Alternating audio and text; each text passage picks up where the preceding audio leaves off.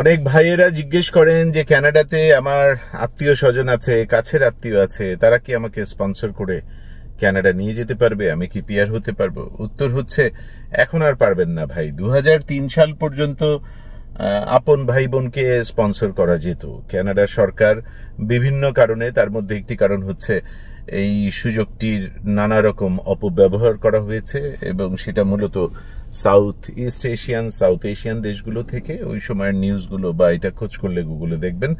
এর সাথে আরো কিছু কারণ আছে, সব মিলে টিলে আপন ভাই বোনের স্পন্সরশিপ বন্ধ হয়ে গেছে। সুতরাং আমি কানাডার একজন নাগরিক এবং আপনারা জানেন আমার ওয়াইফ মৌলি তাসনুভা একজন রেগুলেটেড কেনেডিয়ান ইমিগ্রেশন কনসালটেন্ট এবং আমরা একটা আরসিইসি কোম্পানি যৌথভাবে পরিচালনা করছি। সে হচ্ছে ইমিগ্রেশন কনসালটেন্ট, ইমিগ্রেশনের অংশটা সে দেখে, আর বাকি কোম্পানির অন্যান্য অংশ ব্যাক অফিসের কাজ আমি দেখি।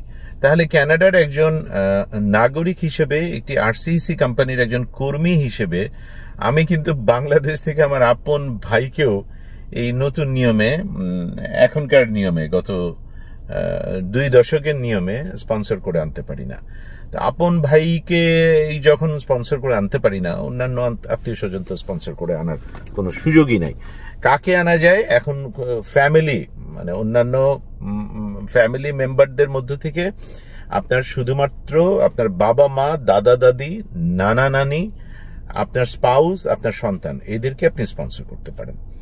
নিকট আত্মীয়, দূরসম্পর্কের আত্মীয় পারেন না। কিন্তু এখানে একটি বিষয় বলে রাখতে চাই, একটা মাত্র প্রভিন্স হচ্ছে সাসকাচুয়ান, যেইখানে আপনার কোনো নিকট আত্মীয়, এটার একটা লিস্ট দেওয়া আছে কোন জাতীয় আত্মীয়, সেটার মধ্যে আপনি পড়ে গেলে সাসকাচুয়ানের ইমিগ্রেশন প্রোগ্রামে এসআইএনপিতে যদি আপনি আবেদন করেন, তাহলে ওখানে 20 নম্বর পাবেন। 100 পয়েন্ট গ্রিডে 20 নম্বর কিন্তু অনেক। সেইটা একটা খুব ভালো জিনিস। এই জন্য আমি সবসময় বলি যে সম্ভব হলে সাসকাচুয়ানে আসুন। পরবর্তীতে আপনি আত্মীয় স্বজনকে, অনেক আত্মীয় স্বজনকে আপনি আস্তে ধীরে, হয়তো প্রতি 1.5-2 বছরে একজন আত্মীয় আপনার কারণে, যেহেতু আপনি পিআর বা সিটিজেন, আপনার কারণে তার পয়েন্ট গ্রিডে একটা নাম্বার যোগ হলো, এরকম করে বেশ কিছু আত্মীয় স্বজনকে সময়ের সাথে সাথে হেল্প করতে পারবেন।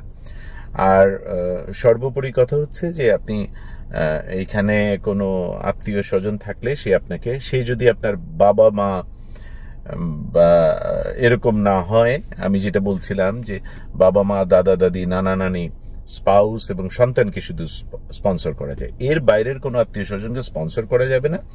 কিন্তু সাসকাচুয়ানে হলে কিছু নম্বর যোগ হবে। অন্যান্য মানে যখন আপনি এক্সপ্রেস এন্ট্রিতেও অ্যাপ্লাই করবেন তখনও অল্প কিছু নাম্বার যোগ হবে। প্রভিন্সে কোনো আত্মীয় স্বজন থাকলে পরে সেটার জন্য, মানে কাছের আত্মীয় স্বজন, ভাই বোন ইত্যাদি থাকলে সবসময় অল্প কিছু নাম্বার যোগ হয়, সেটা একটা প্লাস পয়েন্ট। আর last but not the least, আত্মীয় স্বজন সহ যে কেউ কিন্তু কানাডাতে বেরিয়ে যাবার জন্য, আপনি বেড়াতে আসবেন, সেটার জন্য আপনাকে ইনভাইটেশন পাঠাতে পারে। কিন্তু আবার মনে রাখতে হবে যে ইনভাইটেশন মানেই কিন্তু ভিসার কোনো গ্যারান্টি না, একদমই না। ইনভাইটেশন জাস্ট একটা, মানে আপনার একটা বাড়তি ডকুমেন্টেশন হলো, যেখানে কানাডা থেকে আপনার কোনো আত্মীয় বা বন্ধু বলছে যে আপনি একটু, আপনাকে এই সময়টা সে হোস্ট করবে। সেটা ফর শিওর আপনার অ্যাপ্লিকেশনটাকে একটুখানি হলেও জোরদার করবে, কিন্তু সেটা 100% ভিসা পাবার নিশ্চয়তা না। এটা যেন আমরা মনে রাখি। আশা করি এই দুটো জায়গায় যাদের প্রশ্ন ছিল তাদের এই দুটো জায়গায় পরিষ্কার হলো। সবার জন্য অনেক অনেক দোয়া।